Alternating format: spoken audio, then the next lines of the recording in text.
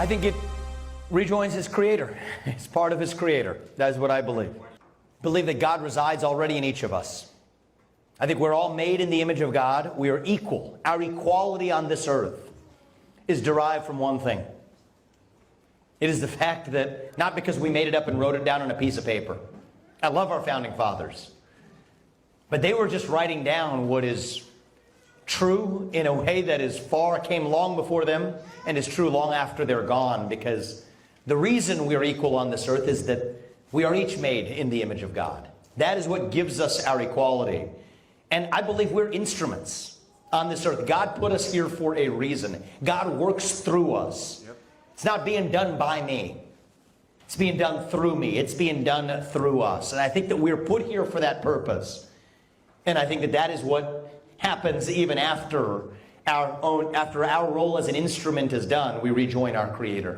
That is what I believe. And I just think that these are taboo conversations. Right? We're not supposed to talk about this in an open, maybe at church on Sunday, maybe at the synagogue, maybe at the temple. But today, I grew up in a generation, I'm part of a generation now where God is a four-letter word. Imagine if most of us did believe in something bigger than ourselves, God. How about even a nation bigger than ourselves? Do you think we'd be as badly divided today as we are? No, we would not. And it's not an accident that our founding fathers saw it the same way. John Adams, what did he say? Our Constitution was made for a moral people.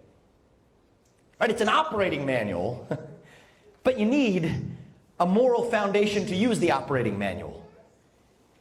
And so that's something that I'm going to be honest with you. I'm not going to single-handedly fix that as the President of the United States. In fact, that's not the main role of the President. I'm running not for Pastor-in-Chief, but Commander-in-Chief. But it's important that we embody those values. I'm proud to say that I have signed the Concerned Women for America Legislative Action Committee pledge.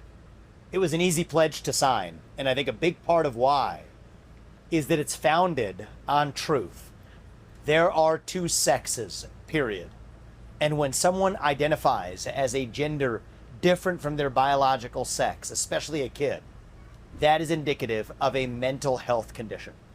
The compassionate thing to do is not to affirm that confusion. That is not compassion. That is cruelty. It is cruelty to everyone. And I have pledged to actually protect women from this toxic expansion of definitions of gender, to say that women will be able to compete in sports as the law demands, that women will be able to carry out their functions, that the only people who actually are able to give birth to children are by definition women. Our country is founded on the truth. We should not apologize for the truth. That's what it means to be an American.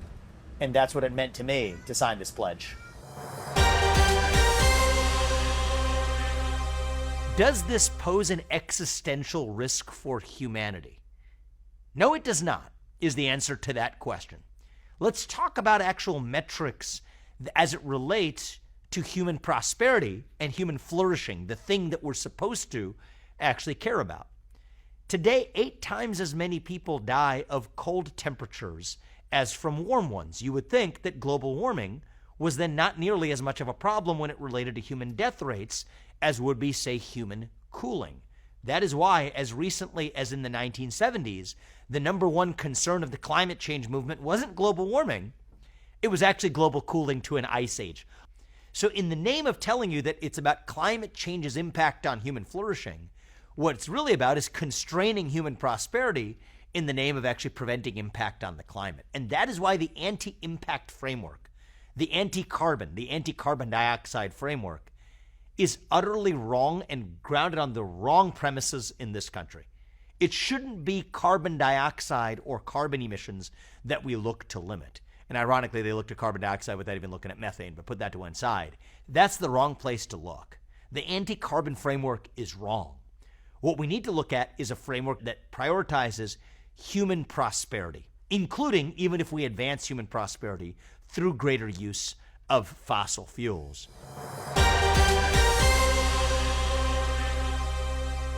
it's a made-up concept. It's like saying there's a systemic storm.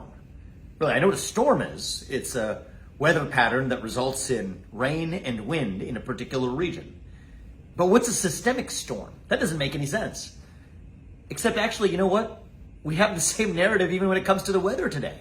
We turned that into the narrative of climate change. In the 1970s, we said that was about a looming ice age.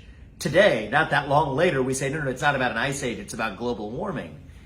But that gets to the heart of what's actually going on in our country, taking what are legitimate local concerns, the local concern of racism between two individuals, something that's bad, something that we care to hopefully dilute out of a society, but turning that into a narrative precisely when you're achieving the promised land of eliminating racism, invent a myth of something that's totally incoherent. Systemic racism, what does that mean? Actual racism, invidious behavior based on one person to another on the basis of race. And instead, sidestepping that, avoiding dealing with the actual issue that might affect a human being, and instead turning it into an abstract systemic issue that's literally irrefutable with evidence. It's an interesting parallel for what's going on in our culture. And I think the superset of this is the woke movement more broadly, waking up to invisible societal injustices. Maybe they're invisible for a reason. They don't actually exist. Title 42 is expiring today. That means that per day now, every day we're projected to have 10 to 14,000 new illegal immigrants crossing the southern border. This is a total abdication of the rule of law. It is shameful. I don't even blame the individual people who are choosing to cross the southern border. If many of us were in their shoes, maybe we'd be doing the same thing.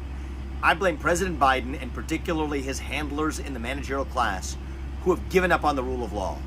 That's why I've said as the next US president, I'm not just going to talk about building some wall. I will use our military to secure our own border. If we can use it to secure somebody else's border halfway around the world, we can use our own military to secure our own southern border. That is how you solve the border crisis. That is how you help address the fentanyl crisis in our country. And we need to do it without apology. That is not racist. That is not xenophobic. It is what it means to believe in the rule of law itself. I need your help to put me in that White House. I also need your help to, as the next step, put me at the center of that debate stage in August. Donate $1 at Vivek2024.com. Doesn't have to be a big donation, just $1 at Vivek2024.com. That'll help me put this at the center of that debate stage and make sure that we actually stand for the rule of law as a party without apologizing for it.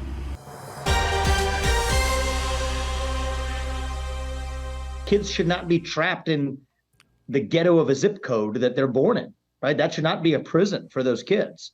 Parents should be able to send those kids to whatever school is the best possible school for them. I think that's the true civil rights issue of our time. And I think that that's really something we're missing, is the opportunity to stand for true equality of opportunity that puts us on the right moral foundation to say we are also vehemently against group equity in terms of results. I favor school choice on steroids. So not just giving parents the ability to move their kids to whatever school is best for them, but also to call the bluff on the dirty little secret that the schools that spend most money per student are also the ones that deliver the poorest results per student. And so my view is we have to starve the bureaucracy in those broken public schools. So let's say New York City, where it's $40,000 per student per year, and then there's a charter school on the outside that might be $15,000 per student per year. If you move them, the parent has the ability to move the kid, that's great.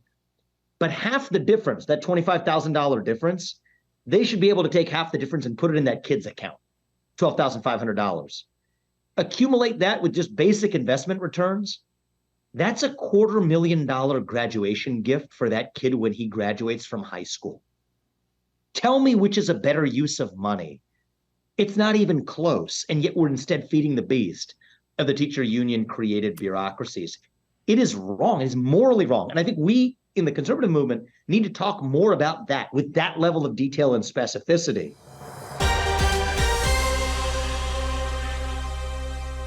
We're starting from a different point where, forget about the debate about pro-family policies. We have anti-family policies in this country, right? So we need to get that government out of the way. Let me teach you something about the 1960s, okay? Lyndon Johnson launched the greatest misnomer in political history when he called it the Great Society. It was the Awful Society, is actually what he unleashed, where they actually paid families, and he was supposedly in the name of helping back black families. A black family, by the way, 70% of black kids in the 1960s, over 70% were born into two-parent households. Right. All right, today it's less than 30%. Why? Because you get what you pay for. So they paid them more to actually have a single-parent household. That mom could make more, saying, I'm married to Uncle Sam instead of married to you. Well, why the heck do I have you around? Well, I don't really blame them for making, we've induced people to make economic decisions. They make the decisions in part that they're incentivized to make. You get what you pay for. So I think the low-hanging fruit is get the government the heck out of the way with these anti-family policies, Yes. and then we restore the best-known governing institution to mankind.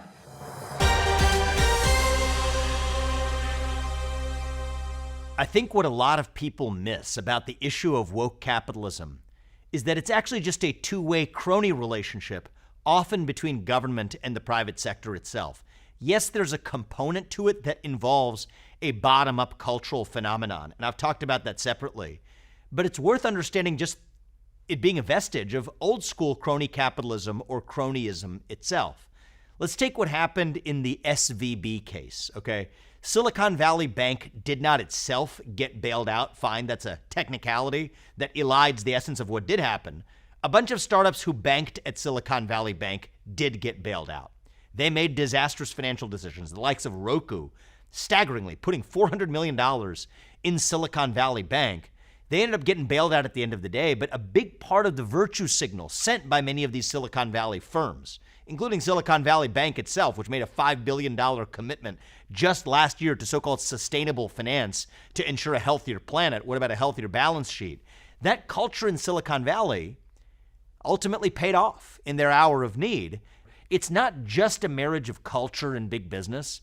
Often it's just the invisible fist of government getting companies to behave, either directly or indirectly, in ways that companies otherwise wouldn't have behaved. And then we all celebrate this as the invisible hand of the free market that gives us woke capitalism. Don't buy into that. It's the invisible fist of government.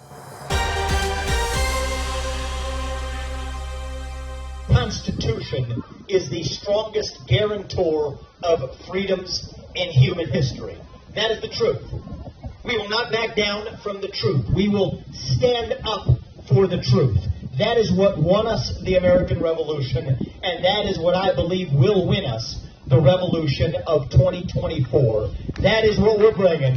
Get ready. It's a 1776 moment. Let's have a 1776 conversation this afternoon. Most of the regulations written by the administrative state are also unlawful or unconstitutional. I will lead the executive branch of government accordingly as your next president. And that actually means that it's a meaningful leap, not just one small step for Americans.